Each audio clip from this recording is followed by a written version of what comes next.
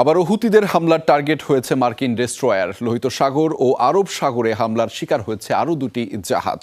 রোববার এক বিবৃতিতে এমন দাবি করেছে হুতিরা। গোষ্ঠীটির মুখপাত্র ইয়াহিয়া সারে বলেছেন, 3টি অভিযান পরিচালনা করেছে যোদ্ধারা। মার্কিন ডেস্ট্রয়ার লক্ষ্য করে ছোড়া হয়েছে ব্যালিস্টিক মিসাইল। এরপর ক্যাপ্টেন প্যারিস নামের একটি জাহাজ লক্ষ্য করে ছোড়া হয় নেভাল মিসাইল। ড্রোন হামলার শিকার হয়েছে হ্যাপিকোন ডর নামের আরও একটি জাহাজ।